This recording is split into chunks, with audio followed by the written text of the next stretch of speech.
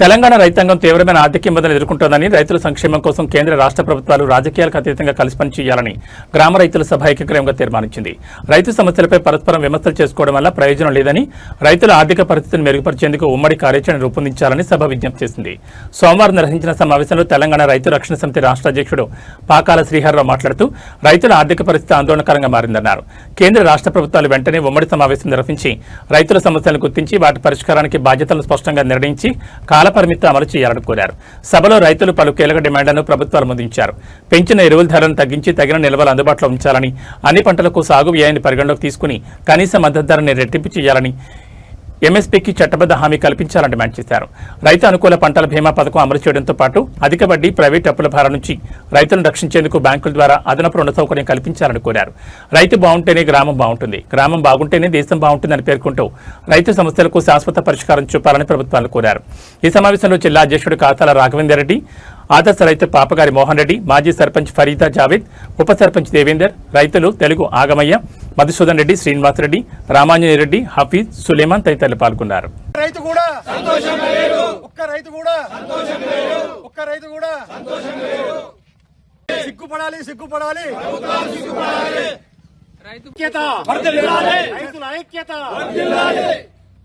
చేతులు ఏపటి బలంగా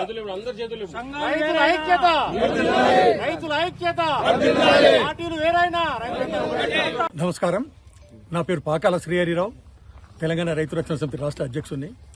ఈరోజు తెలంగాణ రైతు రక్షణ సమితి సంగారెడ్డి జిల్లా ఆధ్వర్యంలో శ్రీ రాఘవేందర్ రెడ్డి గారు మా జిల్లా అధ్యక్షుడు ఉన్నారు. వారి ఆధ్వర్యంలో కాశీపూర్ గ్రామంలో రైతులందరము రాజకీయాలకు అతీతంగా ఏకమై కేంద్ర రాష్ట్ర ప్రభుత్వాలు ఇద్దరి బాధ్యత రైతులను కాపాడమని, వీరిద్దరు ఒకరిపై ఒకరు కొట్లాడుకోవడంతో రైతులకు ఒరిగిందేం లేదు.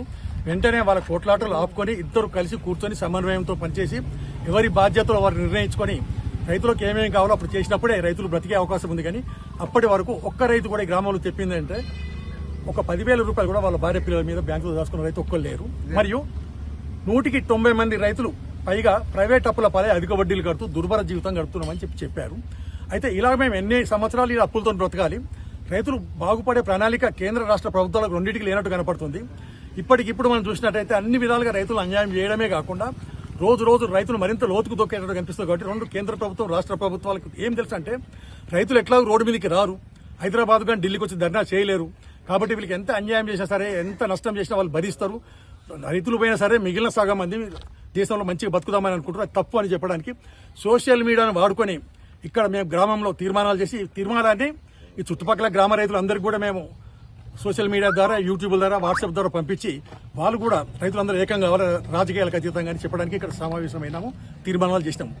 ఇక్కడ చేసిన తీర్మానాలు ఏంటంటే పెంచిన ఎరువుల ధరలు వెంటనే తగ్గించాలి, తగ్గించడమే కాకుండా సరిపోను నిల్వలు అందుబాటులో ఉంచాలి. తర్వాత ఇప్పుడు ఇస్తున్నటువంటి కనీస మద్దతు ధరతో రైతులకు ఒరిగింది ఏమీ లేదు. ఒక్క రైతు కూడా ఈ ప్రతి ఊర్లో కొన్ని లారీల కొద్ది ధాన్యం వెళ్ళిపోయినా కానీ రైతుకు మిగిలింది ఏం లేదు. బయట వాళ్ళు చూసేవాళ్ళు తెలంగాణ ధాన్యాగారం అయిపోయింది, అన్నపూర్ణ రాష్ట్రం అయిపోయింది, ప్రతి ఊర్లో కోట్లాది పంట పండుతుంది, రైతులంతా కోటీశ్వరులు అనుకుంటారు. కానీ పంట పండింది వాస్తవమే, కానీ రైతులు ఇప్పటికీ ప్రైవేట్ అప్పులు కానీ బ్యాంకు నుంచి లోన్స్ కానీ దొరకకపోతే వ్యవసాయం చేసే పరిస్థితి లేదు. కాబట్టి పండించిన పంటకు కనీస మద్దతు ధర ఇప్పుడు ఇస్తున్న రేటుకు డబల్ చేయాలని గ్రామస్తులందరూ ఏకగ్రీవంగా తీర్మానించారు. కాకుండా ప్రకటించిన కనీస మద్దతు ధరకు చట్టబద్దత కూడా ఉండాలి. చట్టబద్దత లేనప్పుడు అది చెత్త కాగితంతో సమానమని రైతులందరూ చెప్పారు. రైతుకు పంట నష్టం జరిగినప్పుడు విధిగా ఆదుకునేటందుకు రైతుకు అనుకూలంగా ఉండే విధంగా పంటల బీమా పథకం వెంటనే అమలు చేయాలని రైతులందరూ ఇంకో తీర్మానం కూడా చేశారు.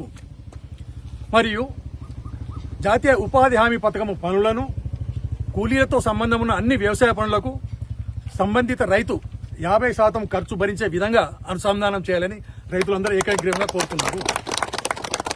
Reserve bank of India already private అప్పుల పాలై రైతులు నష్టపోతున్నారు కాబట్టి వాళ్ళందరికీ బ్యాంకు నుంచి అదనంగా రుణాలు ఇవ్వమని అన్ని బ్యాంకులకు ఆర్డర్స్ ఇచ్చింది.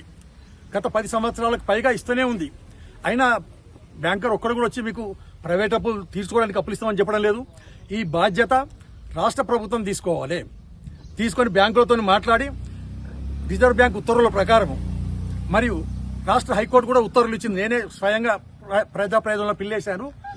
దాని ప్రకారం కూడా బ్యాంకులన్నీ విధిగా ఇవ్వాల్సిందే ప్రైవేట్ అప్పులు తీసుకోవడానికి హైకోర్టు ఉత్తర్వులు ఇచ్చింది. ఈ రెండింటి ప్రకారం నేను ఎన్నిసార్లు ఉత్తర్వులు రాష్ట్ర ప్రభుత్వం స్పందిస్తలేదు, నాకేం అవసరం ఉందన్నట్టు ఉంది. మాకు ఆలోచిస్తే ఏం తెలుస్తుందంటే రైతులకు ప్రైవేట్ అప్పులు తీసుకోవడానికి రుణాలు ఇప్పిస్తే మాకే మిగులుతుందని లెక్కేసుకుంటున్నట్టు సంబంధిత మంత్రులు కానీ అధికారులు కానీ. ఇందులో 1% అన్న వాళ్ళకి ఇస్తామంటే వాళ్ళు ఎంబడే ఉండి ఇప్పిస్తారు. ఎందుకు ఇస్తలేవని నిలబెట్టి ఇస్తురేమో. ఎందుకంటే రైతులకు ఇస్తే వాళ్ళకి వచ్చేదేం లేదు కాబట్టి వాళ్ళు పట్టించుకోవడం లేదని తెలుస్తుంది. కేర్లెస్ గా వ్యవహరిస్తారు రాష్ట్ర ప్రభుత్వం. ఇందులో రాష్ట్ర ప్రభుత్వం ఇప్పటికైనా ముందుకొచ్చి బ్యాంకులతో మాట్లాడి రిజర్వ్ బ్యాంక్ ఉత్తర్వుల ప్రకారం, హైకోర్టు ఉత్తర్వుల ప్రకారం రైతులందరికీ ప్రైవేట్ బాకీలు తెలుపులకు అప్పులు ఇవ్వాల్సిందని మరో తీర్మానం కూడా చేయడం జరిగింది. ఈ రోజు వచ్చింది కాదు కళ్ళంలోకి. 6 నెలల కిందనే ఆయన వరి వేసినప్పుడే రికార్డ్స్ లో వెళ్ళిపోయింది. పంట ఎంత వస్తుందో ప్రభుత్వానికి తెలుసు. ఈ రోజు ఏ మిల్ల దించాలి, ఏ లారీ తీసుకురావాలి, అమ్మాలి ఎక్కడ తీసుకురావాలని రైతులు కళ్ళకి రక్తం కారుతుంది. అంతేకాకుండా ఇట నెలల తరబడి వేచి చూడడము ప్రభుత్వ నిర్లక్ష్యానికి పరాకాష్ట. ఇది పరాకాష్ట అంటే ఇంత రైతులు అధ్వానంగా ఎవరు చూడలేదని రైతులు భావించాల్సి వస్తుంది. దీంతో పాటు రైతులను పశువుల కన్నా కూడా హీనంగా చూస్తున్నారు.